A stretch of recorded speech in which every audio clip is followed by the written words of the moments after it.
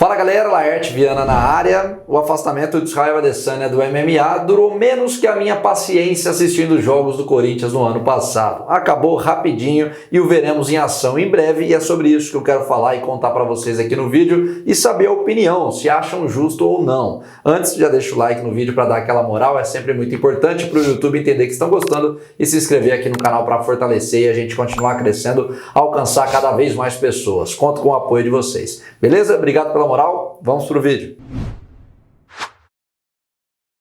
Quando Israel Adesanya, há alguns meses, apareceu dizendo que ficaria um tempo off, longe do octógono, eu apareci aqui no canal defendendo a ideia, afinal se trata de um dos campeões mais ativos que tivemos nos últimos anos. Fez 11 lutas pelo título em um período de 4 anos e sem escolher oponentes. Enfrentava o que aparecia na sua frente e teve seu braço levantado em 8 oportunidades. Se manter no topo do mundo cobra um sacrifício não apenas físico, mas principalmente mental. Lidar com as críticas, a pressão, a responsabilidade é bem maior do que a concorrência, principalmente para aqueles que não estão acostumados a perder. Para essa galera que pertence a um nível diferente, acima da média, não tem esse papo de entrar para competir, para ser o segundo lugar, o que vale é brincar, nada disso. Só interessa a vitória e isso naturalmente traz uma carga emocional muito maior. É por isso que as duas derrotas recentes para o Alex Poatan e Sean Strickland abalaram o psicológico do nigeriano e ele resolveu tirar um tempo off. Muito justo e merecido. O ponto é que o Adesanya continua sendo uma das principais estrelas da organização justamente no período onde o UFC está cortando um dobrado para arranjar nomes grandes, relevantes, comercialmente,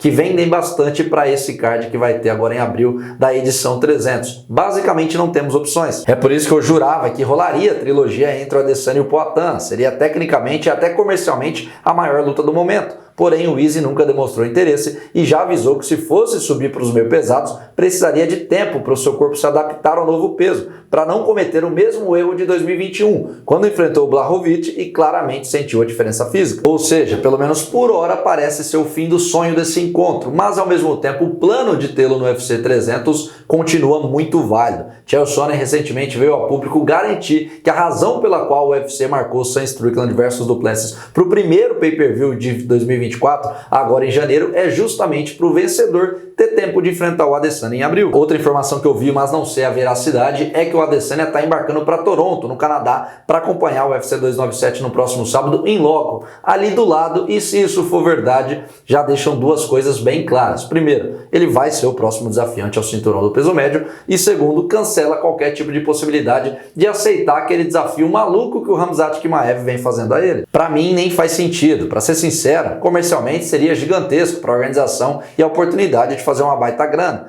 mas o encaixe é péssimo para o Israel e duvido que ele toparia um risco tão grande sem sequer um título em jogo como recompensa. Então, partindo da premissa que ele vai disputar o cinturão, vocês podem estar se perguntando, pô, mas aí seria justo o cara ter uma nova luta pelo título, sendo que ele perdeu agora em setembro e não foi nem competitivo, né? O Strickland venceu sem maiores problemas.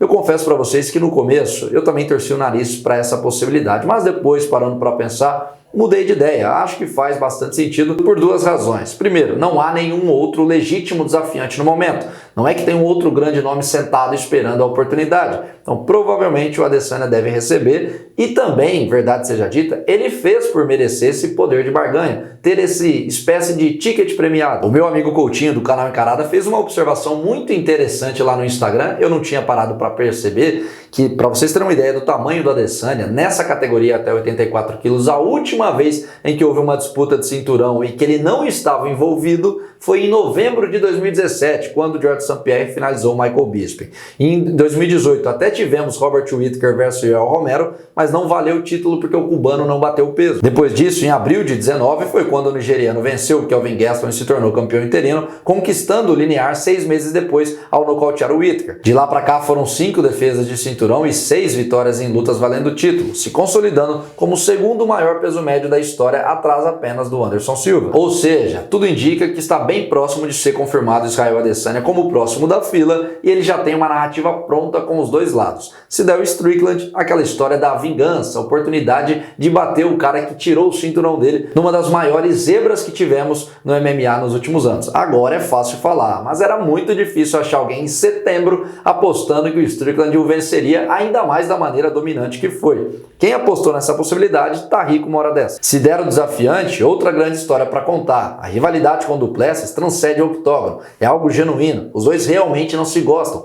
Já trocaram diversas provocações e acusações pesadas, ao ponto do Driclos contestar a ligação do Adesanya com o continente africano por conta do ex-campeão representar a bandeira da Nova Zelândia. Vale lembrar que essa luta era para ter acontecido em setembro, só que aí o Duplessis acabou machucando e o Strickland ganhou a vaga de última hora e o resto é história. De qualquer maneira, tá bem claro, né? Os dois caminhos levam a Israel Adesanya lutando novamente pelo título agora, ainda no primeiro semestre de 2024, provavelmente no UFC 300, e se depender da opinião do nigeriano, vai ser contra um desafiante inédito. Se liga no que ele falou no seu canal no YouTube quando deu o palpite para quem ele acha que vence no próximo sábado. Abre aspas. Escolha difícil, eu vou com o Driclos. Será que vai para decisão? Vou dizer que não. Acho que o Driclos vai terminar antes. Não que eu não respeite o Strickland ou suas habilidades. O cara me bateu, então é claro que eu respeito.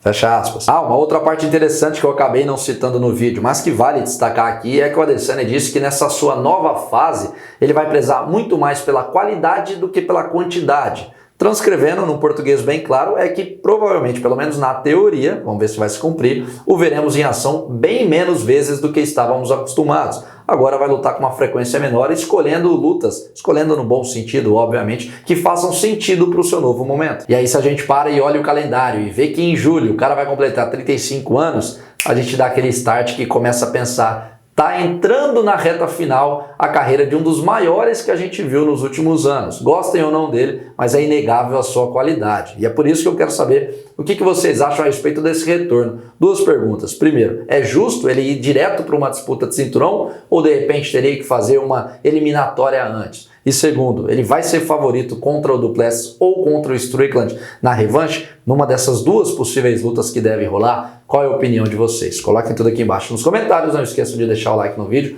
para dar aquela moral, é muito importante, se inscrever no canal, ativar o sino para receber as notificações. Semana tá chegando ao fim, foi muito cheia, esse já é o 8º vídeo em 4 dias, amanhã, sexta-feira, na hora do almoço tem mais um, sábado a cobertura, enfim, muita coisa bacana vindo por aí, conto como sempre com a audiência e o feedback de todos. Valeu!